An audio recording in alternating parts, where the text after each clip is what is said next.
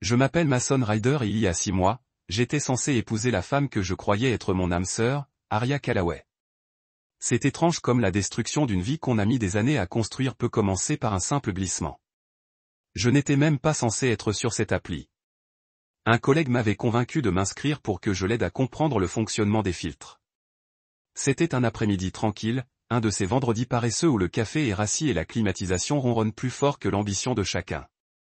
Je me souviens avoir parcouru les profils, riant à certains, secouant la tête à d'autres, jusqu'à ce que je la voie. Pas seulement quelqu'un qui lui ressemblait, pas un sosie, son Aria sur une photo que j'avais prise lors de notre week-end à Big Sur. L'arrière-plan était inimitable, la terrasse en bois, le coucher de soleil, même notre chien Scout blotti près du feu. Et son rire, cette joie à vous faire rejeter la tête en arrière, figée en pixels. Mais le nom d'Alissa Reed est la bio qui a tout changé. Célibataire cherchant un mari idéal. Pas de drame. Juste quelqu'un qui correspond à mon énergie. Je l'ai lu 3 fois avant de pouvoir reprendre mon souffle. J'ai cligné des yeux comme pour ne plus le voir. J'ai cliqué sur le profil, espérant presque qu'il disparaisse ou que ce soit une blague. Mais c'était elle. Notre maison, notre chien, sa tasse préférée sur une photo, elle portant mon vieux sweat à capuche de fac sur une autre. Ce n'était pas un faux profil créé par quelqu'un d'autre. C'était le sien. Active, sweepant, cherchant, et apparemment, je n'étais pas ce qu'elle voulait. Ou peut-être que j'étais juste pratique en attendant mieux. Je n'ai pas dit un mot ce soir-là. Elle est rentrée tard, m'a dit que c'était un apéro avec l'équipe marketing, m'a fait un bisou sur la joue, s'est servi un verre de vin et s'est plainte que son manager n'écoute jamais ses idées. J'ai hoché la tête, le cœur battant si fort que j'ai cru que j'allais me casser les côtes. J'ai scruté son visage pendant qu'elle parlait. Ses yeux, sa bouche, sa façon désinvolte d'exister à mes côtés comme si de rien n'était, comme si elle n'était pas ailleurs en ligne, s'offrant telle une femme libre, une femme cherchant encore mieux tout en étant fiancée. J'avais envie de crier, de balancer mon téléphone contre le mur ou de le lui mettre sous le nez et de lui demander pourquoi diable elle ferait ça. Mais je ne l'ai pas fait. Je me suis tu. Pas le silence qui naît de la peur, mais celui qui naît de la lucidité. Ce silence soudain, froid et chirurgical, qui tranche entre ce qu'on croit et la réalité. Elle ne m'aimait pas. Peut-être qu'elle m'aimait autrefois. Peut-être qu'elle s'en était convaincue. Mais plus maintenant. Et je n'allais pas quémander une place à une table que j'avais déjà payée. Ce soir-là, je me suis allongé à côté d'elle dans le lit et j'ai fixé le plafond tandis qu'elle s'endormait en soupirant. Le dos tourné, le souffle doux et régulier. J'ai mémorisé ce moment. Comme la trahison ne s'accompagne pas toujours de feux d'artifice ou de coups de poing. Elle s'habille parfois d'une routine déguisée en normalité. Le matin, elle a préparé des pancakes, mes préférés, à la cannelle et aux myrtilles, comme je le lui avais appris. Elle m'a embrassé sur l'épaule et m'a demandé si je voulais du lait d'amande dans mon café. J'ai hoché la tête, pris la tasse et bu en silence. Non pas que je n'avais rien à dire, mais parce que rien de ce que je pourrais dire n'effacerait ce que j'avais vu. Pendant la semaine suivante, j'ai joué mon rôle. Je l'ai aidé à choisir les couleurs du lin et j'ai répondu aux emails transférés par l'organisatrice. Je lui ai posé des questions sur les robes de demoiselle d'honneur et j'ai hoché la tête pendant les conversations sur les listes d'invités. Elle m'a souri comme si j'étais le rêve, et peut-être que je l'étais depuis un moment, mais que quelque chose avait changé et qu'aucun mariage ne pourrait y remédier. L'amour n'est pas un contrat ni une date. C'est une question de présence, de constance, d'intégrité quand personne ne regarde. Et la sienne avait expiré dès qu'elle avait publié sa biographie. Ce qui m'a le plus blessé, ce n'était pas qu'elle soit sur l'application, c'était ce qu'elle avait écrit. Pas de drame, juste quelqu'un qui partage mon énergie. Comme si j'avais été l'encre qui la maintenait. Comme si ma stabilité était devenue terne. J'ai commencé à regarder en arrière et à remarquer tous les moments que j'avais ignorés. Les nuits blanches qui n'avaient rien à voir, l'anniversaire qu'elle avait oublié. La distance froide quand je parlais de projets à long terme. Elle s'éclipsait depuis bien avant ce profil. Je ne voulais tout simplement pas le voir. Je voulais la version d'elle qui se blottissait contre moi les nuits pluvieuses. Celle qui murmurait des rêves au creux de mon cou. Celle qui me regardait autrefois comme si j'avais accroché la lune, mais elle avait disparu. Remplacée par quelqu'un de trié, filtré, numérisé pour des inconnus. Je ne lui ai jamais dit que je l'avais vue. Je ne lui ai jamais donné la satisfaction de savoir qu'elle m'avait brisé. J'ai laissé le silence s'étendre entre nous comme un fil trop tendu. Et dans ce silence, j'ai commencé à planifier ma sortie, non pas comme une vengeance, mais comme une résurrection. Parce que si elle pouvait se vendre au monde comme célibataire tout en dormant à mes côtés, je me devais de récupérer ce qui me restait de moi. La fois suivante où elle m'a demandé si j'allais bien, j'ai souri et j'ai dit, juste fatigué. Et peut-être étais-je las de porter un amour qu'elle avait déjà laissé derrière elle. Las d'être la seule à pouvoir remplacer une vie qu'elle voulait clairement réécrire. C'est ça, la trahison. Elle ne crie pas toujours. Parfois, elle murmure à travers des photos soigneusement mises en scène et des slogans accrocheurs. Mais elle vous brise quand même. Et une fois brisée, quelque chose en vous change à jamais. La plupart des gens auraient crié, exigé des réponses, lui auraient braqué le téléphone sous le nez et lui auraient demandé à quel jeu tordu elle pensait jouer. Mais je n'étais pas comme la plupart des gens, et je savais que crier ne détruirait pas la vérité. Je ne voulais pas entendre ces explications. Pas alors que j'avais déjà les preuves. Alors, j'ai fait quelque chose de plus froid que la confrontation. J'ai commencé à démonter le mariage en coulisses, discrètement, prudemment, comme si j'arrachais un mur que j'avais contribué à construire de mes propres mains. Le premier appel que j'ai passé a été au fleuriste. Je me souviens avoir fixé l'écran de mon ordinateur portable, le moodboard pastel toujours ouvert, ses notes sur son envie de petits pois et une lumière tamisée pour un air de rêve printanier. J'ai collé le téléphone à mon oreille et j'ai entendu une voix joyeuse. M'accueillir. Des événements bleus et rosés. Que puis-je faire pour vous? J'avais la bouche sèche. J'ai avalé et j'ai forcé ma voix à se calmer. Bonjour, c'est Mason Ryder. Nous avions un mariage prévu le 18 mai sous la direction d'Aria Callaway. Il y a eu une urgence familiale. Nous devons annuler définitivement. Le silence à l'autre bout du fil a été comme un verdict. Oh non. Je suis vraiment désolé d'apprendre ça. Souhaitez-vous reporter? J'ai secoué la tête, même si elle ne pouvait pas le voir. Non, annulez simplement. Gardez la compte. C'est devenu mon mantra. Gardez la compte. Au cours des 48 heures suivantes, j'ai dressé la liste de tous les prestataires, de tous les contacts, de toutes les personnes qui devaient savoir que ce fantasme était mort. Le groupe, la boulangerie, le photographe. J'ai même appelé la salle. Une monstruosité aux parois de verre dont Aria était tombée amoureuse parce qu'elle avait une suite nuptiale qui ressemblait à un château. Je les ai appelés à l'heure du déjeuner, assis seul dans ma voiture, regardant la ville défiler derrière le pare-brise comme si elle se fichait de mon effondrement. J'ai dit la même chose à la coordinatrice. Urgence familiale, pas de nouveau rendez-vous, juste parti. Et le plus étrange, c'est qu'ils m'ont tous cru. Ma voix était calme, gentille. Je les ai remerciés. Je me suis excusé pour le dérangement. Ils n'avaient aucune idée que j'essayais de ne pas m'effondrer au bout du fil, mais ils n'ont pas entendu le silence qui s'est brisé dans ma poitrine ni la façon dont mes doigts agrippaient le volant comme si je me préparais à un choc déjà survenu. Aria n'a rien remarqué. C'est ce qui m'a presque amusé. S'il y avait une chose drôle dans tout ça, c'est qu'elle était trop occupée à travailler tard, sa nouvelle expression préférée. Chaque soir de cette semaine-là, elle rentrait avec 1 heure ou 2 de retard. Elle attribuait la faute aux réunions, aux dîners clients, aux séances de brainstorming avec son équipe. Je n'ai pas posé de questions, je n'ai pas haussé les sourcils. Je l'ai laissé parler tout en hochant la tête et en remuant un peu la sauce qui ne me plaisait pas. J'ai même demandé la liste des invités, histoire de maintenir l'illusion. Ta cousine Everly, a-t-elle répondu à l'invitation? Aria a à peine levé les yeux de son téléphone. Je crois. Je vérifierai plus tard. Elle a souri, m'a embrassé rapidement et a disparu dans la chambre, probablement pour envoyer un message à son dernier sujet de test. L'ironie n'était pas seulement amère. C'était chirurgical. J'avais déjà payé la majeure partie du mariage, non pas parce qu'elle me l'avait demandé, mais parce que je le voulais. Je croyais à la construction de notre avenir. Je croyais à l'importance d'être présent, à l'investissement pour toujours. J'avais signé des chèques avec un cœur plein d'amour et en ignorant les fissures qui se formaient sous mes pieds. Et maintenant, à chaque appel, je déconstruisais cet avenir, un prestataire à la fois, le démantelant comme un décor qui n'a jamais été présenté à la première. Chaque contrat annulé me donnait l'impression d'extraire un morceau de moi-même des décombres. Pas violemment, juste précisément. Comme si je pratiquais une chirurgie émotionnelle sans anesthésie. Et quelque part dans ce chaos, j'ai compris quelque chose d'important. Mon silence n'était pas une faiblesse.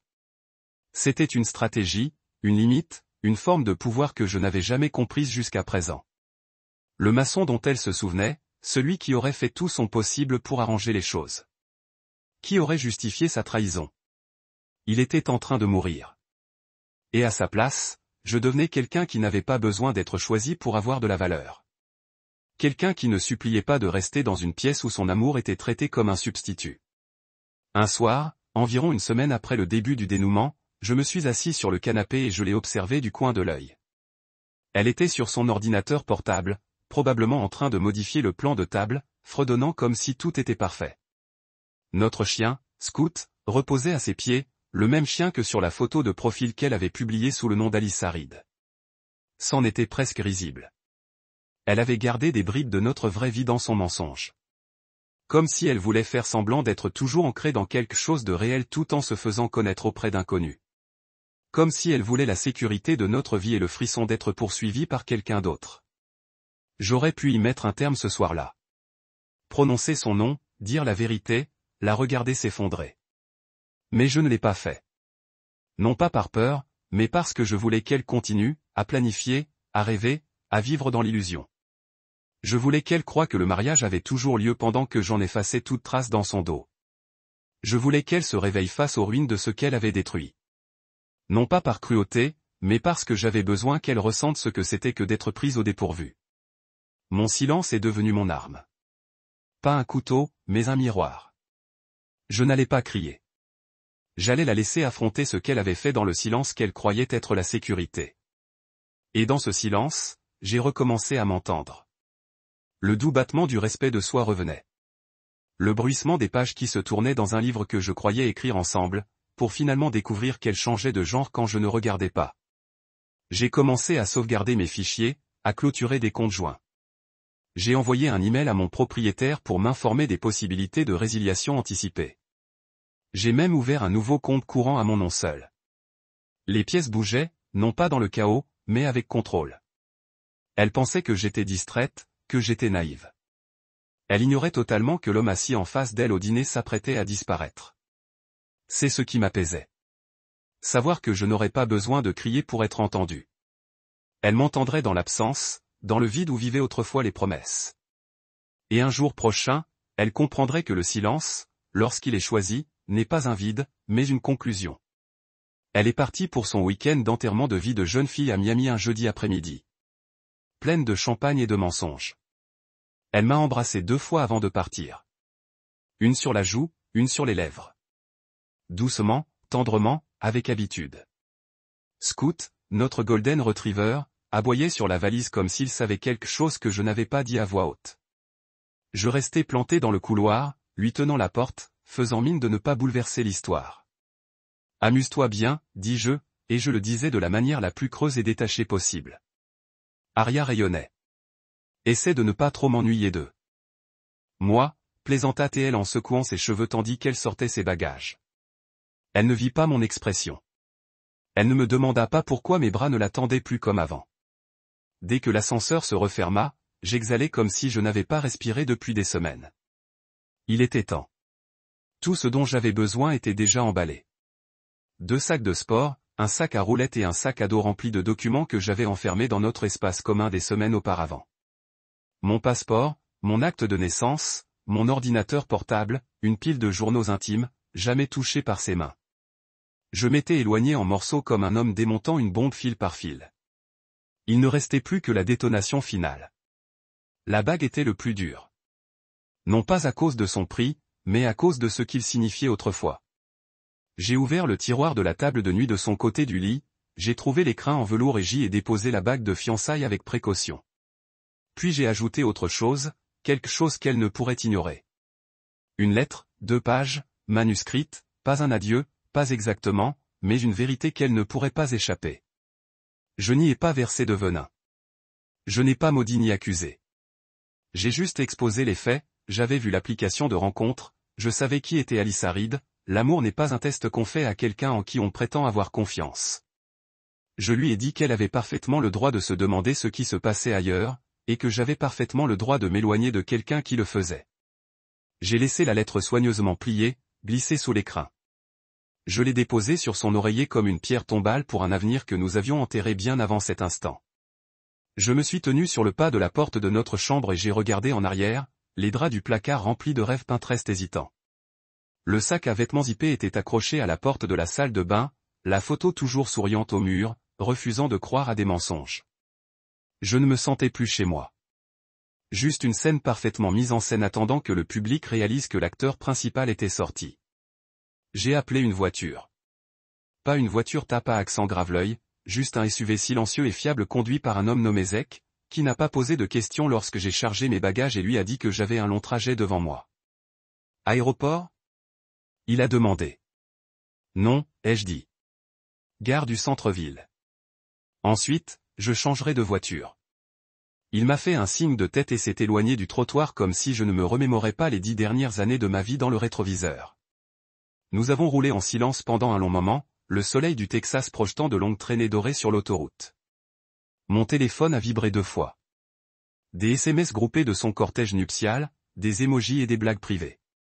J'ai éteint le téléphone sans lire davantage. C'était fini.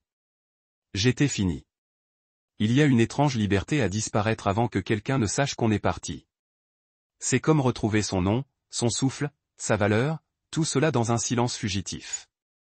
À la gare, j'ai acheté un aller simple pour Denver. Non pas parce que j'y avais des attaches, mais parce que cela me semblait être la bonne distance. Un point médian. Une ville de brouillard et d'acier, avec suffisamment de bruit pour noyer les regrets. De Denver, je trouverai la solution. Un ami d'un ami m'avait un jour parlé de Seattle, disant que c'était un endroit où les gens veulent prendre un nouveau départ. Cela sonnait comme une promesse. Un endroit où personne ne connaissait mon nom ni ce que j'avais perdu. Le trajet fut long, lent et parfait. J'ai regardé le paysage passer d'une plaine familière à un mystère déchiqueté. Je n'ai pas beaucoup dormi, je me suis juste adossé à la fenêtre et j'ai laissé le rythme des pistes emporter mes pensées loin d'Aria, du mariage qui n'aurait jamais lieu, de la vie qui avait prétendu être de l'amour. Je n'arrêtais pas de l'imaginer entrant dans l'appartement, peut-être avec la gueule de bois ou un coup de soleil, sa valise roulant derrière elle, m'appelant. Peut-être verrait-elle Scout en premier, assis tranquillement près de la porte, comme si quelque chose clochait. Peut-être appellerait-elle à nouveau, plus fort cette fois, Mason. Et peut-être, juste peut-être, commencerait-elle à sentir le froid dans l'air avant même d'avoir vu la chambre. Elle trouverait la lettre. Elle la lirait. Et pour une fois, je ne serais pas là pour adoucir le coup ni lui tenir la main pour en supporter les conséquences. Je partirais, non par malice, mais avec détermination, avec clarté. Parfois, le plus grand acte d'amour est de partir, quand rester ne ferait qu'engendrer plus de mensonges. Je lui avais donné l'occasion de se montrer. Elle m'avait donné un profil, un titre, cherchant de meilleures options. À Denver, j'ai passé une nuit dans un hôtel près de la gare Union, juste le temps de prendre une douche, de manger et de prendre ma prochaine étape. J'ai réservé un billet pour Seattle sans date de retour, sans plan B, juste à l'instinct. À l'atterrissage, il pleuvait. J'ai pris cela comme un signe. La ville m'a accueilli, non pas avec chaleur, mais avec honnêteté. Les rues étaient froides, humides et impitoyables. Mais ils ne m'ont pas menti. C'était plus que ce que je pouvais dire pour ce que j'avais laissé derrière moi. J'ai trouvé une sous-location sur un forum, un 3e étage, à louer chez un certain Cruz qui ne m'a pas demandé pourquoi je voyageais léger. Il m'a tendu la clé et m'a dit de ne pas casser le radiateur. C'était la seule règle. L'endroit était petit, vieux et sentait le curry oublié, mais il était à moi. J'ai posé mes valises, ouvert les fenêtres et laissé l'air de Seattle m'envahir. C'était vif, sincère et sans filtre. Cette nuit-là, je me suis allongé sur un matelas sans sommier et j'ai écouté la ville gémir à travers les murs. Je n'ai pas pleuré. Je n'ai pas crié. J'ai juste respiré longuement, profondément et irrégulièrement, comme si j'apprenais à respirer une vie sans elle. Je n'arrêtais pas de repenser au moment où j'avais quitté le ring et l'avais laissé derrière moi. Non pas que j'en doutais, mais parce que c'était la première chose que je faisais depuis des années, uniquement pour moi. Je n'avais pas de plan, pas de solution de repli, mais j'avais quelque chose qu'Aria ne m'avait jamais donné, la liberté. Je n'ai pas simplement quitté un appartement ce soir-là. J'ai quitté une version de moi-même qui supportait d'être mise à l'épreuve. J'ai quitté l'homme qui attendait d'être à la hauteur de quelqu'un qui ne voyait jamais sa valeur en pleine lumière.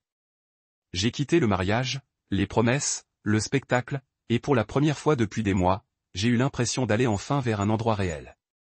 Seattle était humide, vaste et anonyme, et c'était exactement ce dont j'avais besoin. Chaque matin, je me réveillais sous un ciel gris qui maculait les fenêtres, et je l'accueillais comme un ami qui ne posait pas trop de questions. La ville se fichait de qui j'étais. Elle se fichait de ce que je laissais derrière moi ou de qui j'étais. Elle m'a englouti sans un regard. Et pour la première fois depuis longtemps, j'ai trouvé du réconfort dans l'invisibilité. J'ai loué un sous-location à un certain Cruz qui jouait de la guitare à toute heure et avait un chat nommé Linux qui refusait de reconnaître ma présence. L'endroit sentait vaguement le vieil encens et le café brûlé, mais c'était le mien. Pas de photos de fiançailles encadrées au mur. Pas de palette de couleurs de mariage cachées sous les aimants du réfrigérateur. Juste de l'espace et du silence, dans le bourdonnement d'une seconde chance. Je n'étais pas sûr de la mériter. J'ai trouvé un travail temporaire dans une start-up du centre-ville, travaillant sur les systèmes back-end d'une société de gestion de flotte. C'était le genre de boulot où personne ne vous demande votre passé, juste votre code. Je faisais profil bas, j'arrivais tôt et je partais tard. Je travaillais presque toute la journée pendant la pause déjeuner, tapant comme si mes doigts poursuivaient quelque chose qu'ils n'arrivaient pas à atteindre. Mes collègues m'appelaient le fantôme, non pas méchamment, mais avec cette curiosité amusée qu'on réserve aux hommes discrets aux yeux fatigués et absents des réseaux sociaux. Je leur ai dit que j'avais déménagé du Texas. Je suis resté vague. J'ai dit que j'avais besoin de changer d'air. Ce n'était pas un mensonge. Je n'ai pas pleuré. Pas au début. Même seul. Même dans le noir. Je pensais que ça signifiait que j'étais fort. J'ai pris l'engourdissement pour une guérison. Mais ce n'était pas de la force. C'était le choc. Calciné et remodelé. Il a fallu des semaines avant que le silence ne commence à me ronger. Avant que la question ne recommence à tournoyer comme des oiseaux au-dessus de l'eau. Qu'est-ce qui la faisait se demander si elle pouvait faire mieux que moi? Avais-je arrêté d'essayer? Me laissais-je devenir prévisible? Étais-je jamais assez à la hauteur de quelqu'un comme elle? Le cercle vicieux était infernal. Un carrousel de doutes tournoyait dans ma tête la nuit, tandis que la ville exhalait la pluie sur les vitres. J'ai cessé de me fier au miroir. Il ne mentait pas exactement, mais il ne disait pas toute la vérité non plus. Je fixais mon reflet en me brossant les dents et je me demandais qui j'étais maintenant.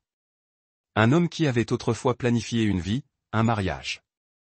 Non, un seul mot. Solide. Propre comme fermer une porte sans laisser de clé. Prends soin de toi, ai-je dit. Quoi que tu espères, tu ne le trouveras pas ici, a-t-elle lentement hoché la tête, sa poitrine se soulevant et s'abaissant avec un souffle coupé. Je n'ai jamais voulu te briser, murmura-t-elle. Je croisai son regard une dernière fois. Tu ne l'as pas fait, dis-je. J'ai tout reconstruit avant même que tu puisses essayer. Je me retournai, passai devant le rayon livres de cuisine et enfants, le couple sirotant des lattes au lait d'avoine, et la caissière qui trouva soudain une chose très importante à faire derrière le comptoir. Dehors, la pluie continuait de tomber, mais l'air était plus propre maintenant. Franchement, je ne me retournai pas. Elle avait eu ses 30 secondes. C'était plus que suffisant.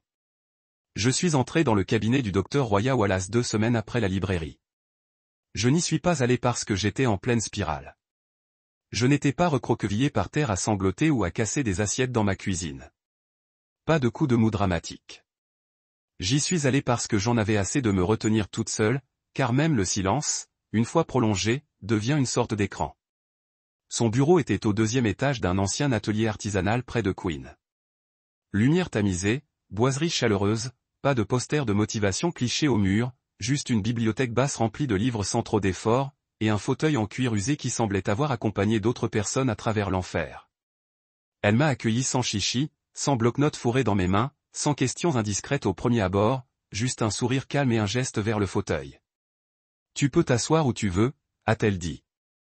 C'était le premier signe qu'elle savait ce qu'elle faisait. Me donner le contrôle de quelque chose, même infime.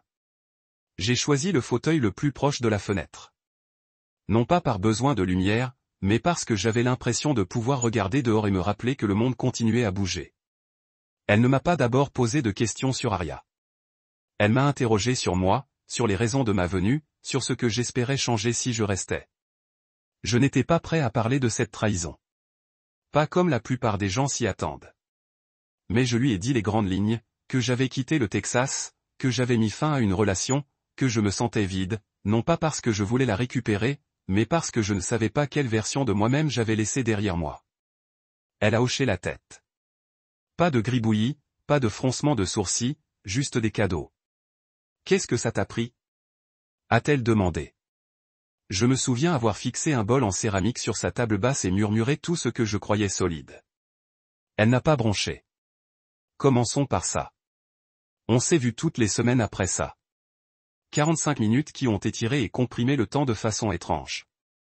J'entrais en pensant n'avoir rien à dire et je ressortais avec l'impression que ma poitrine avait été ouverte et réorganisée. Elle ne fouillait pas comme une mineure. Elle me guidait comme quelqu'un tenant une lampe torche dans une grotte où j'avais déjà vécu. Lentement, nous avons déballé la partie discrète de l'histoire, la partie qui vivait sous la surface du profil de rencontre d'Aria. Pourquoi sa trahison t'a-t-elle frappé comme ça, demanda-t-elle un jour, non pas comme une accusation, mais comme une couturière tirant sur un fil. Parce que je l'aimais plus que moi-même, j'ai répondu avant même de savoir que c'était vrai. Je suis resté assis, stupéfait, les mots flottant comme de la fumée. Le docteur Wallace s'est penché en avant, ni suffisant, ni surpris, juste une légère pression. Et vous? Oui, ai-je dit complètement. J'ai fait passer ses besoins en premier, ses rêves, ses doutes. J'ai laissé les miens s'amenuiser pour qu'elle se sente grande. Je pensais que c'était ça l'amour. Je pensais que c'était ça la loyauté. Et depuis combien de temps doutais-tu déjà de toi avant qu'elle ne te donne une raison de le faire? La question me piquait, car je savais que la réponse n'était pas des semaines ou des mois. Des années. J'avais joué le rôle de l'homme stable, de l'homme fiable, de l'homme qui restait calme, qui maintenait les choses en place, qui ne faisait pas trembler les murs même quand le toit fuyait. Et quelque part, dans cette posture, j'ai cessé de vérifier mes propres fondations. J'ai cessé de me demander si j'étais heureux. Je ne me souciais que de savoir si elle l'était, si elle se sentait en sécurité, désirée, s'il souffrait. Tandis que je ravalais mes propres besoins comme des indulgences égoïstes, Aria ne m'a pas brisé. Elle a confirmé ce que je craignais, ne pas être à la hauteur. Et c'est ce que la thérapie m'a fait affronter. J'avais confié ma valeur à quelqu'un d'autre comme un reçu, en attendant qu'il valide l'achat. J'avais externalisé mon estime de moi. Et quand elle a échoué au test de m'aimer pleinement, j'ai supposé que j'avais échoué aussi. Mais ce n'était pas le cas. J'étais là. J'avais aimé à pleine main. J'étais resté fidèle tandis qu'elle flirtait avec le fantasme. Et la thérapie m'a donné les mots qui me manquaient en partant. Ce n'était pas moi qui étais brisé. C'était moi qui craquais sous la pression de ces jeux. Il y avait de la force dans cette phrase, pas de vengeance, pas d'amertume, juste de la clarté. Nous avons aussi parlé de pardon. Non pas comme une faveur pour elle, mais comme une liberté pour moi. Le pardon ne consistait pas à la libérer de ses responsabilités. Il s'agissait de me libérer de ce fardeau, de me libérer de l'emprise qu'elle exerçait sur mon récit. Cela ne s'est pas fait du jour au lendemain. J'ai lutté contre ça. Certaines séances, j'arrivais en colère, crachant du sarcasme comme une armure. D'autres jours, je pleurais en silence, honteuse de me souvenir encore de son rire. Mais chaque semaine, je repartais plus légère, pas guérie, pas effacée, juste reconstruite. J'ai recommencé à marcher. Ni pour me maintenir en forme, ni pour me distraire, juste pour être avec moi-même.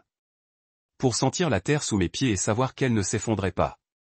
J'ai aussi écrit davantage. Plus seulement des journaux intimes, des essais, des réflexions sur l'identité, la valeur, la résilience. J'en ai publié un anonymement en ligne, sans trop m'attendre à grand-chose. Il a été partagé et commenté, non pas parce que c'était un chef-d'œuvre littéraire, mais parce que la douleur reconnaît la douleur. Une lectrice a écrit, « Je me croyais folle de souffrir encore. Merci de l'avoir nommé. » Une autre a dit, « Vous avez donné un sens à quelque chose que j'avais enfoui. Maintenant, je peux respirer. » Le docteur Wallace a souri quand je le lui ai dit. Voyez-vous, dit-elle, la vérité ne guérit pas seulement celui qui l'a dit. Elle invite les autres à faire de même. Et c'est cela, plus que tout, qui m'a fait comprendre pourquoi je devais partir comme je l'ai fait.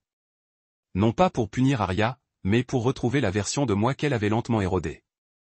Parce que quand on aime quelqu'un qui doute de soi, on commence à douter de soi aussi. Et c'est ainsi que commence l'effacement. Pas dans une seule trahison, mais dans une centaine de petits moments où votre valeur est laissée sans égale. Aria ne mentait pas seulement avec un profil de rencontre. Elle vivait dans le mensonge.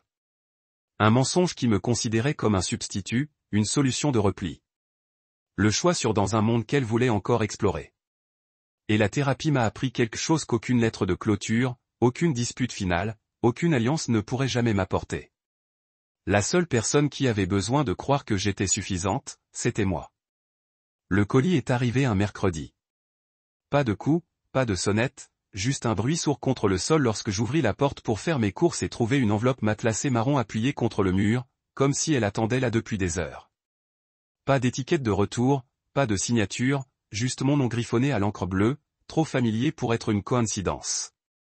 Mon estomac se retourna avant même que mes mains ne la touchent. Je savais de qui elle venait. Je n'avais pas besoin de confirmation. Il y avait une certaine gravité dans les choses que nous enterrons, qui fait que leur retour ressemble à de la rouille qui transparaît à travers la peinture. On peut sceller la porte, repeindre les murs, allumer des bougies dans chaque pièce, mais le chagrin et la culpabilité savent trouver les fissures. Je la transportai lentement à l'intérieur, la posant sur le comptoir comme si elle allait exploser. Scout la renifla et s'éloigna, indifférent. J'aurais dû l'ignorer.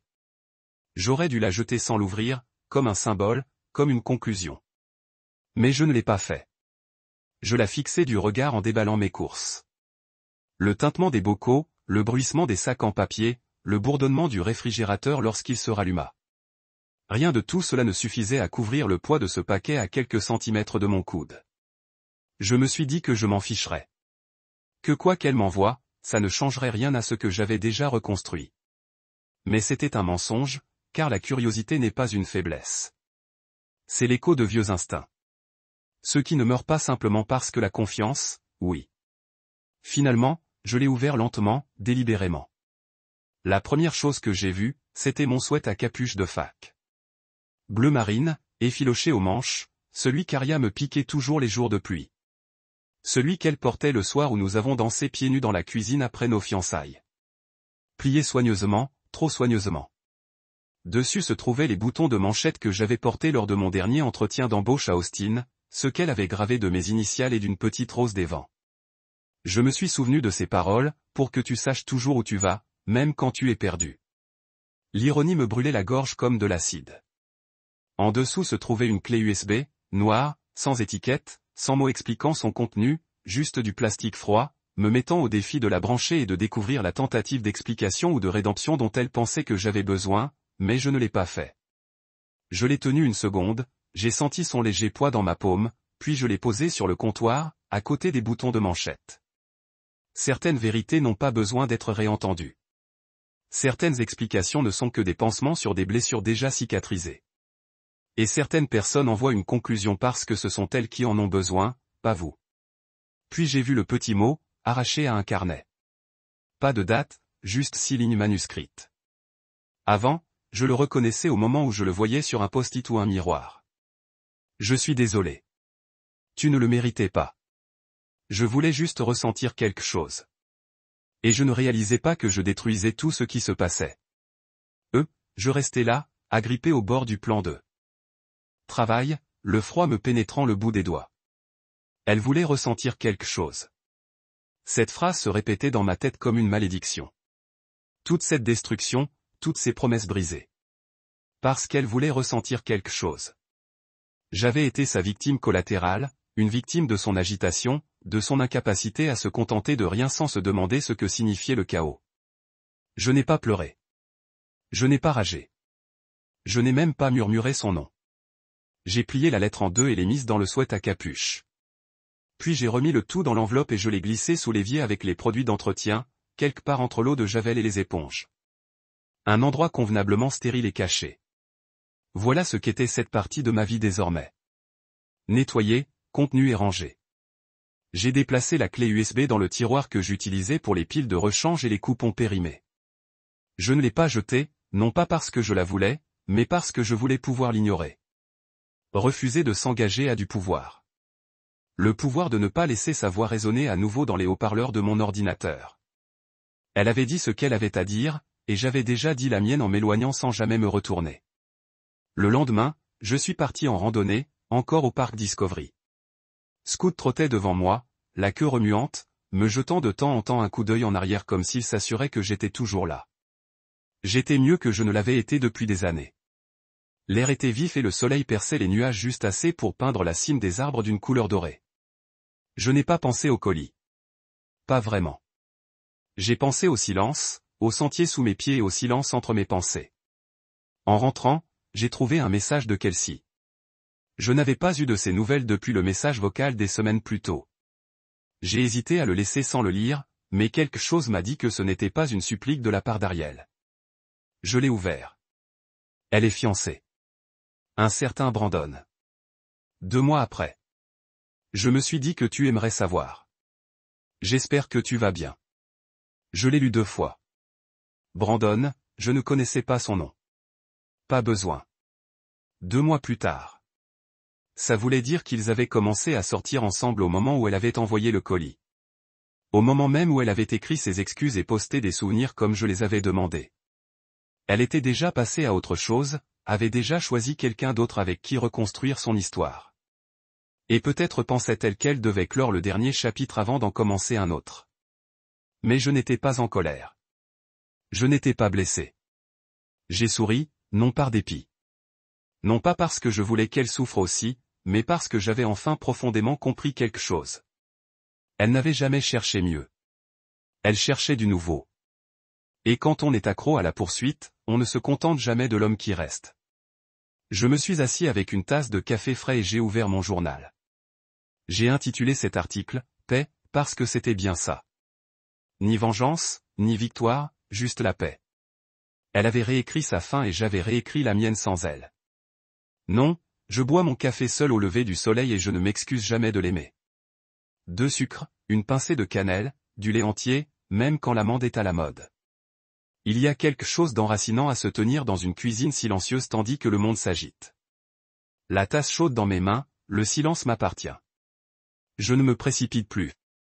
Je ne verse plus dans la tasse de quelqu'un d'autre avant de vérifier s'il reste quelque chose dans la mienne. Cette leçon a été dure à apprendre, mais elle est venue. Tous les 3 dimanches, je fais de la randonnée. Scoot connaît la routine maintenant. Il attend près de la porte pendant que je lasse mes bottes. La queue qui remue comme si nous avions un lieu sacré où aller. Et c'est le cas. Discovery Park, le mont sait, René, quand je me sens d'humeur audacieuse. Non pas parce que l'air répare tout, mais parce qu'il me rappelle combien tout le reste est petit. Personne ne demande ce qui a mal tourné. Personne ne sait que j'ai été abandonné au milieu d'une phrase dans une histoire que je croyais avoir coécrite. Il n'y a que de la terre, des arbres, du vent et un souffle. Le mien est à nouveau stable. J'ai commencé à écrire sous le nom de Ryder Ram.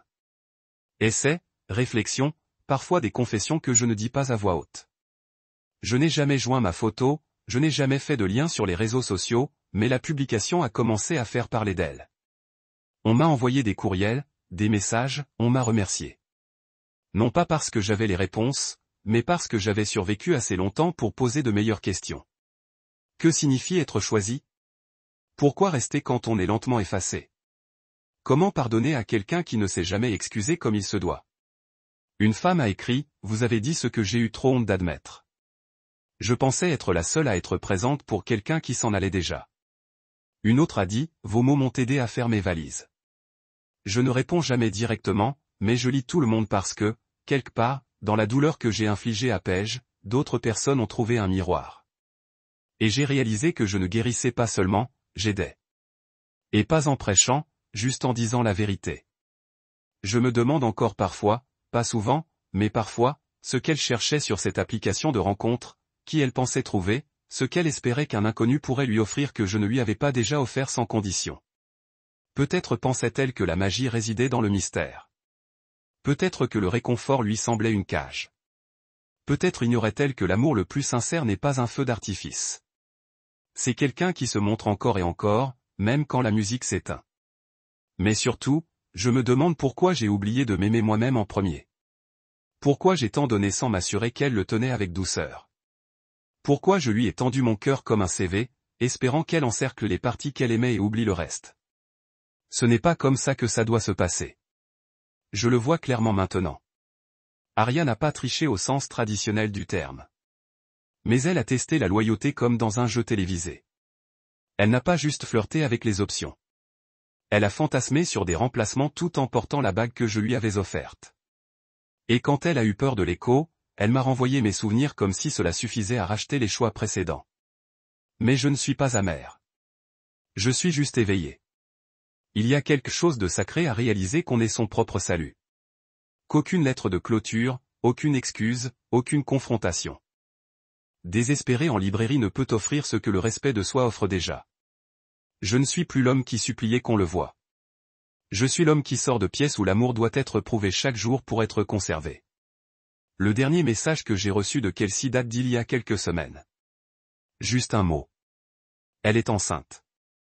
Je me suis dit que tu devrais le savoir. Je l'ai lu au petit déjeuner, entre 2 gorgées de café et des tranches de pain au levain. Scout ronflait près de la fenêtre. Rein tapait légèrement sur la vitre. J'ai souri à nouveau. Ni par dépit. Ni par regret. Juste en paix. Quelle que soit la version d'Aria qui existe maintenant. Femme, mère, rêveuse, vagabonde. Je n'ai pas besoin de le rencontrer. J'ai enterré le mien. Et il ne me hante plus. Parfois, je croise des couples maintenant et je me demande quelles histoires se cachent derrière leur sourire. Je ne les envie pas. Je ne les plains pas. J'espère juste qu'ils sont honnêtes l'un envers l'autre. J'espère que l'un ne vole pas secrètement dans le noir pendant que l'autre plie du linge et croit en l'éternité. À tous ceux qui lisent ceci, à tous ceux qui ont été mis à l'épreuve, trahis, remplacés ou discrètement diminués, ne luttez pas pour être conservés. Ne vous brûlez pas en espérant qu'ils se sentiront enfin réconfortés. Partez tranquillement, la dignité intacte. Laissez-les se demander où vous êtes passé. Laissez-les s'asseoir dans le vide que vous occupiez autrefois et réaliser trop tard ce que signifie la loyauté une fois disparue. Car si quelqu'un doit tester votre valeur, c'est qu'il n'a jamais mérité votre vérité. Et lorsqu'il regardera enfin autour de lui et réalisera qu'il a perdu quelqu'un d'irremplaçable, vous ne serez pas là pour le constater. Vous aurez trop d'avance. Vivant, respirant, redevenant la personne que vous étiez censé être avant qu'il ne vous fasse douter. Ni brisé, ni amer, juste meilleur. Un avenir désormais réduit à manger des ramen d'épicerie sur un plan de travail ébréché, tandis que Linux me jugeait du haut du réfrigérateur. Je n'arrêtais pas de me répéter que le pire était passé, que le mal était fait et que j'avais fait le bon choix. Mais la guérison ne vient pas avec un horodatage. Elle vient avec des interrogations silencieuses et des bleus invisibles. Le week-end, je marchais parfois des kilomètres à travers Capitol Hill, Pike Place, jusqu'au bord de l'eau. Je regardais des couples se prendre en photo avec des gobelets en carton, des chiens et des pulls. J'écoutais des musiciens de rue jouer du jazz pour personne en particulier. C'était une étrange paix de n'être jamais allé nulle part, sans que personne ne reconnaisse mon visage. J'aurais pu être n'importe qui. Et c'était en quelque sorte le premier souffle de liberté. Mais le silence avait un son. Il n'était pas assourdissant, mais constant. Il résonnait dans le silence qui régnait après que j'ai versé mon café et réalisé que je n'en ferais pas une deuxième tasse. Il résonnait en l'absence de texto de quiconque se demandant où j'étais. Ni mes vieux amis, ni elle, ni personne, et j'avais choisi cela intentionnellement. J'étais sorti des sentiers battus, me détachant de tout nom et de tout numéro familier, mais de la liberté et de la solitude. Parfois, ils se ressemblaient trop dans la pénombre. Les nuits les plus difficiles étaient celles où je rêvais d'elle. Pas des rêves dramatiques, juste des flashs. Elle marchait pieds nus dans sa cuisine en fredonnant une mélodie qu'elle n'avait jamais terminée. Son rire, la tête renversée, tandis que Scout sautait sur le canapé. La façon dont son regard s'adoucit lorsqu'elle dit « Tu me fais toujours sentir en sécurité ». Je me réveillais avec son nom sur les lèvres et la colère qui bouillonnait derrière mes dents. Comment ose-t-elle me hanter après tout ça? Comment mon subconscient ose-t-il encore croire qu'elle était à la maison? J'ai arrêté de me demander pourquoi un soir, après une pluie torrentielle qui avait laissé la rue glissante et brillante. Je revenais d'une librairie, un roman d'occasion de Murakami sous le bras, quand j'ai vu un couple enlacé sous l'auvent d'une boutique fermée, échangeant un baiser comme si le monde ne me regardait pas. Et j'ai réalisé que demander pourquoi me liait à une question à laquelle elle ne se souciait jamais de répondre, pourquoi elle avait fait ça, pourquoi elle avait publié ce profil, pourquoi elle avait besoin de me tester alors que je lui avais déjà offert ma vie sans hésiter. plus rien n'avait d'importance. Ce n'était plus mon fardeau à porter. La vraie question, celle qui comptait, n'était pas « Pourquoi m'a-t-elle trahi ?» C'était « Qu'est-ce que je construis maintenant ?» Dans les décombres de ce qu'elle avait laissé derrière elle, cette question m'a frappé différemment. Elle a bouleversé quelque chose en moi. J'ai recommencé à écrire un journal. Juste des notes prises tard le soir sur un vieil ordinateur portable. Sans structure, sans objectif. Mais les mots me venaient vite et franchement. Des pensées que je n'avais pas exprimées depuis la fac. Parfois amères, parfois crues, toujours vraies. Ce petit rituel est devenu mon lien, ma raison. Je n'écrivais pas sur elle. J'écrivais sur moi, la version de moi-même dont j'essayais de me souvenir. Ou peut-être de me réinventer. C'est drôle comme l'absence de bruit peut être plus forte que n'importe quelle dispute. Quand on ne dit à personne qu'on souffre, on suppose que tout va bien. Et cette supposition devient une prison. Le barista ne le sait pas. Vos collègues ne le voient pas. Le monde continue de tourner et votre silence convainc tout le monde que vous allez bien. Mais vous ne l'êtes pas. Vous êtes un homme qui a cru que l'amour suffisait. Qui sait maintenant que parfois l'amour n'est qu'une illusion qui rend la trahison plus poétique ? J'ai arrêté de me demander pourquoi. J'ai commencé à me demander ce qui allait suivre. Ce fut le début du changement. Pas une guérison complète. Pas encore. Mais un tournant, un refus de rester brisé parce que personne ne viendrait à mon secours. Et peut-être, juste peut-être, n'avais-je pas besoin d'être secouru. Cela faisait 6 semaines que j'avais disparu. 6 semaines sans SMS, sans email, sans bip, sans ping ni appel paniqué de la femme qui jurait autrefois ne pas pouvoir dormir sans entendre ma voix. Je gardais mon téléphone éteint la plupart du temps. Je ne l'utilisais que pour les vérifications bancaires, les alertes emploi et parfois Google Maps quand je m'éloignais trop de mon environnement familier. Il restait face contre terre sur le plan de travail de ma cuisine, ramassant une fine pellicule de poussière. La seule chose qui vibrait plus d'une fois par semaine était le moteur du réfrigérateur. Il était merveilleusement silencieux jusqu'à ce qu'il s'arrête. Je me souviens encore du jour où il a sonné. Pas de panne, pas de notification, il a sonné. L'écran s'est illuminé comme si un fantôme m'avait trouvé. Numéro inconnu, pas un indicatif régional du Texas. J'ai hésité une seconde. Ça aurait pu être un recruteur ou un spam, mais quelque chose dans ce numéro a remué quelque chose sous mes larmes. Je n'ai pas répondu. J'ai laissé tomber la messagerie. Je suis resté là, après, à fixer la notification d'appel manqué comme si elle allait me brûler la paume. Puis la messagerie a sonné. J'ai failli ne pas écouter, mais je l'ai fait. Salut Mason. C'est Kelsey. Écoute, je ne sais pas où tu es, et je ne te demande pas de revenir, mais elle ne va pas bien. Ara, elle a traversé les villes en voiture, distribuant des prospectus, demandant au serveur s'il t'avait vu. Elle croit t'avoir vu à Denver. Je ne sais pas si tu es vivant, si tu as entendu parler ou si tu en as juste fini avec nous tous, mais si tu es vivant, dis-le-moi au moins. Le message s'est terminé dans ce silence pesant. Les gens partent quand ils ont envie de pleurer, mais ne se le permettent pas. Je l'ai écouté 3 fois. Non pas parce qu'Aria me manquait, mais parce que le son de quelqu'un d'autre portant son chagrin résonnait comme un écho inattendu. Kelsey, sa meilleure amie, celle qui avait aidé à organiser la fête de fiançailles. Celle qui était restée tard pour nous aider à choisir les compositions florales. Elle avait toujours été chaleureuse, bruyante, farouchement loyale, une fervente défenseur d'Aria, même quand elle ne le méritait pas. Et maintenant, elle m'appelait comme si elle n'était même pas sûre que je respire. Je n'ai pas rappelé, non pas par envie de la blesser, mais parce que je n'étais pas prête à redevenir vraie. Je me suis assise à mon bureau, une vieille table pliante récupérée dans une brocante du coin, et j'ai ouvert une nouvelle adresse email. Un nom anonyme, sans nom, sans photo, sans histoire. Je l'ai appelé .journal@gmail.com. Personne ne savait ce que cela signifiait, mais moi, si. Ce nom était pour Reboot. Pour écrivain. Le nom que j'ai cessé de reconnaître quand il est devenu le sien, a mal prononcé en société.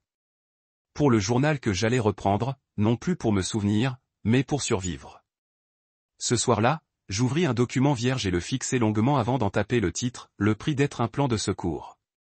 Les mots me vinrent ensuite à la gorge. J'écrivis comme un homme déballant des débris après un incendie. Non pas pour donner un sens à tout cela, mais pour consigner les dégâts. J'écrivis sur la nuit où j'avais découvert son profil, sur ce que j'avais ressenti en voyant notre chien en arrière-plan d'un mensonge, sur l'odeur des crêpes le lendemain matin. Sur le silence que j'avais choisi comme une armure. Je ne censurais rien. Je n'essayais pas de me donner de la noblesse. J'écrivis aussi les moments difficiles. La façon dont je continuais à l'aimer même après qu'elle ait choisi le monde. La façon dont je me détestais de ne pas la détester suffisamment. La façon dont je continuais à tourner la tête en voyant quelqu'un avec sa couleur de cheveux en public. J'écrivis jusqu'à ce que mes mains soient crispées et que mes yeux brûlent. Puis je sauvegardai le document, fermai l'ordinateur et restai assis un long moment, immobile, dans le silence. C'est ce soir-là que je réalisai quelque chose d'étrange. Aria ne me manquait pas. Celle que je croyais être. La femme qui portait mes chemises et buvait mon café sur l'escalier de secours me manquait. L'idée d'une partenaire qui croyait en moi autant que moi. Mais la vraie Aria, celle qui avait créé un profil de rencontre tout en mesurant sa taille de bague, celle qui m'avait laissé organiser un mariage auquel elle n'avait jamais vraiment eu l'intention d'assister. Elle ne me manquait pas du tout. Se sentir vu me manque. Être choisi me manque. Je me manque. Alors, j'ai continué à écrire soir après soir. De petits essais, des notes personnelles, des divagations façon journal intime sur les souvenirs, la douleur et comment le chagrin fait oublier son propre nom. Je n'avais jamais prévu de les montrer à qui que ce soit. Ce n'était pas pour me venger. Ce n'était même pas pour guérir. C'était pour être présente, pour prouver que je n'avais pas disparu. Pas vraiment. Parfois, je pensais au message de Kelsey. La façon dont sa voix s'est brisée sur le mot « vivant ». Je me demandais ce qu'elle avait cru qu'il s'était passé. Si elle s'était imaginé que je rejoindrais une start-up à Dubaï, si elle avait craint que je me sois jeté d'un pont. Si elle me détestait d'être partie sans un mot. Je me demandais si elle savait vraiment, ce que ça faisait d'être la remplaçante de quelqu'un. De tout donner pendant que la personne à côté de soi énumérait d'autres options comme si on était un manteau. Elle n'était pas sûre de vouloir porter toute la saison. J'espère qu'elle finira par le faire. Mais je n'appelais toujours pas, car j'étais toujours un fantôme. Pas le genre hanté. Le genre silencieux. Le genre qui est invisible dans la ville pendant que le reste du monde continue de tourner. Certaines nuits, j'imaginais Aria fixant l'écrin de la bague en train de lire la lettre. Peut-être qu'elle pleurait. Peut-être qu'elle m'insultait. Peut-être qu'elle avait appelé Kelsey et lui avait dit « J'ai tout gâché ». Et Kelsey hocha la tête, car elle savait déjà. Peut-être qu'elle avait conduit jusqu'à Denver parce qu'elle ne pouvait pas rester immobile dans la maison que nous partagions. Insupportable du silence laissé par un homme qui autrefois remplissait chaque recoin de certitude. Ce n'était plus mon souci, car je ne reviendrai pas. Elle avait fait son choix en publiant cette bio. J'ai fait le mien en m'éloignant sans claquer la porte. Qu'elle se pose des questions. Qu'ils se posent tous des questions. Parce que parfois, la seule chose plus forte que la colère, c'est l'absence. Et j'avais enfin appris à parler fort en silence. L'appel est arrivé un jeudi soir. Je faisais la queue à une petite boutique à 2 rues de chez moi, hésitant entre acheter du basilic en plus ou simplement céder à la tentation. Mon téléphone a vibré une seule fois dans ma poche arrière, et j'ai cru à une autre alerte emploi ou à un spam. Mais en jetant un coup d'œil à l'écran, je me suis figé. Ce n'était pas un numéro inconnu cette fois. C'était Ellie Navarro. Je n'avais pas parlé à Ellie depuis mon départ du Texas. Il était censé être l'un de mes garçons d'honneur. Nous nous étions rencontrés à la fac, tous deux ingénieurs avec le même problème de sarcasme et une addiction commune au football américain. C'était l'un des rares hommes en qui j'avais une confiance absolue. Le genre d'ami qui n'avait pas besoin d'appels quotidiens pour rester fidèle, mais il ne m'avait pas contacté quand j'avais disparu. Personne d'autre non plus, ce que, honnêtement, je préférais. Alors, voir son nom s'afficher sur mon téléphone me fit une drôle de sensation, comme une voix d'une vie antérieure qui m'appelait soudain à travers le brouillard. Je franchis le pas, l'odeur de bouillon de bœuf et de citron vert s'accrochant à ma veste tandis que je répondais. Ellie, un instant, puis sa voix, familière et prudente. Ouais, mec. Maçonne. Zut, je n'étais même pas sûr que tu décrocherais. Je ne savais pas quoi dire, alors j'ai juste attendu. Il soupira. Écoute, je ne veux pas attiser les tensions. Je n'appelle pas pour prendre parti, mais je pensais que tu devrais entendre ça. Cette seule phrase me serra la poitrine. Je m'appuyais contre le mur de briques froid, essayant de reprendre mon souffle. Elle nous l'a dit, continua-t-il. Aria, elle a tout avoué. Elle a dit que tu étais parti. Elle a dit que tu étais au courant pour le profil de rencontre. Elle a dit que tu l'avais trouvé, mais que tu ne l'avais jamais confronté. Je fermais les yeux. J'entendais la circulation au loin. Le murmure sourd d'une ville qui ne me connaissait pas assez pour s'en soucier. Elle a dit que c'était un test. Ellie a continué en disant qu'elle l'avait posté juste pour, je ne sais pas, pour voir s'il y avait mieux ailleurs, mais qu'elle espérait ne pas le trouver. J'ai failli rire. Presque un test ? Ai-je dit doucement, plus pour moi que pour lui. Elle voulait tester si elle pouvait me tromper sans techniquement tromper. Ouais, a dit Ellie d'une voix douce maintenant. Elle l'avait dit au groupe il y a quelques soirs. Elle a dit qu'elle ne pensait pas que tu le trouverais, que c'était juste de la curiosité. Elle a dit que chaque garçon à qui elle parlait lui faisait réaliser à quel point elle t'aimait. C'est là que j'ai ri.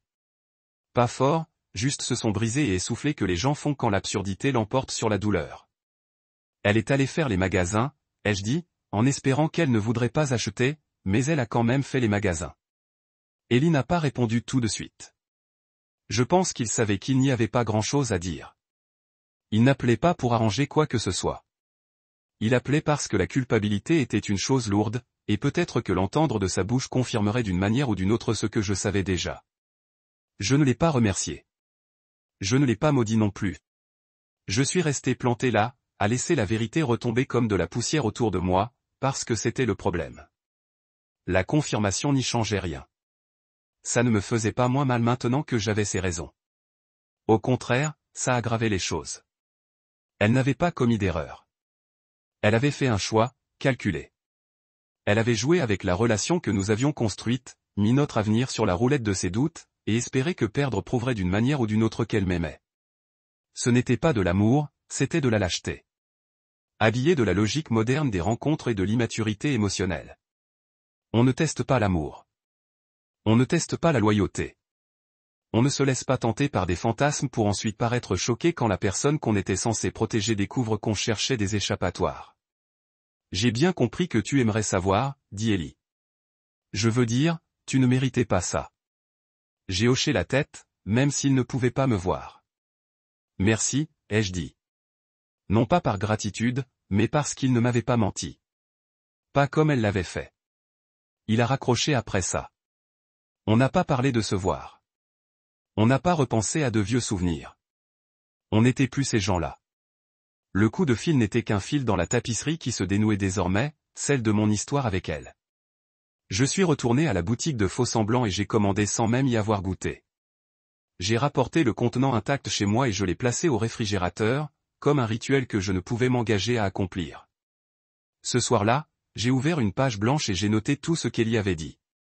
Non pas par vengeance, non pas parce que je pensais oublier, mais parce que j'avais besoin que ça sorte de moi. Elle m'a testé pour voir si j'étais à la hauteur.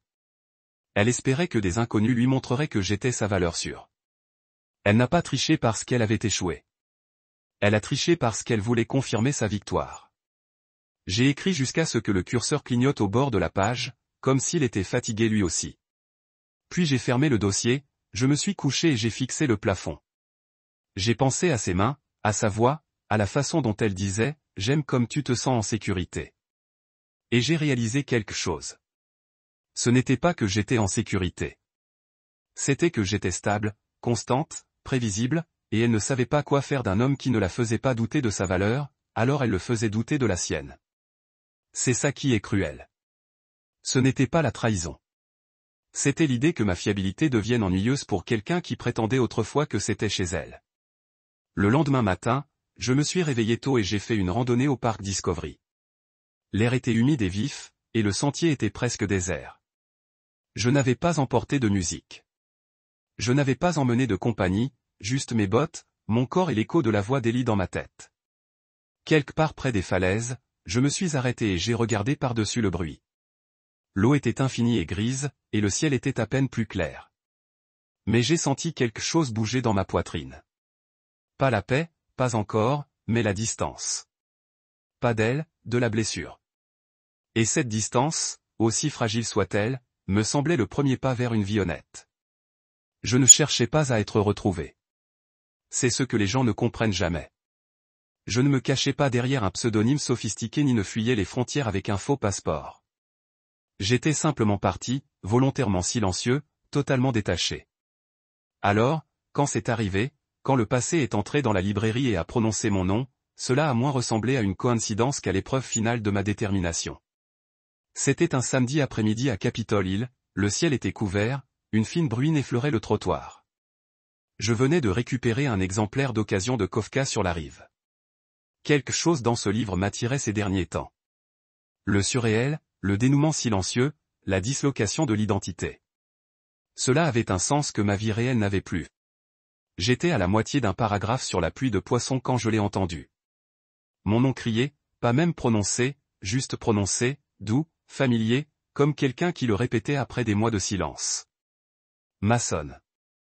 Je me suis retourné avant de pouvoir m'arrêter. Réflexe. Et elle était là, Aria. On aurait dit que le temps s'était arrêté quelque part au milieu de la douleur. Elle n'avait pas vieilli, mais elle portait l'épuisement comme si c'était gravé dans sa peau. Ses cheveux étaient humides de pluie. Légèrement bouclés aux pointes, non pas avec la manière soignée qu'elle avait l'habitude de porter, mais avec une expression sauvage, indomptée. Elle avait des poches sous les yeux. Sa veste était froissée, et son expression, mon Dieu, son expression, donnait l'impression qu'elle avait vu un fantôme. Et c'était moi. Je savais que je te trouverais, dit-elle, la voix brisée sur le dernier mot. Je restais là, livre à la main, le poids de tout ce que nous n'avions jamais dit, pesant sur les 3 passages entre nous. Je ne bougeais pas, ne répondis pas tout de suite, car elle ne m'avait pas trouvé. Je m'étais trouvé, et elle n'avait aucun droit à cette révélation. Je finis par refermer le livre et le reposer sur l'étagère. Calmement, comme si nous ne faisions pas exploser quelque chose de sacré en public. Tu ne m'as pas trouvé, dis-je. Tu as suivi les morceaux que j'ai laissés derrière moi. Ce n'est pas la même chose. Son visage se tordit. Douleur, culpabilité, espoir, tout se heurtait dans l'espace entre nous. Je te cherche, dit-elle. Depuis des semaines.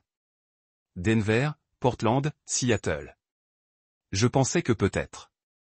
Tu pensais que peut-être je serais encore l'homme qui attend, l'interrompis-je. Celui qui écouterait, qui resterait, qui pardonnerait. Elle cligna des yeux. Déglutit difficilement. Sa lèvre tremblait comme avant, lorsqu'elle était sur le point de sombrer.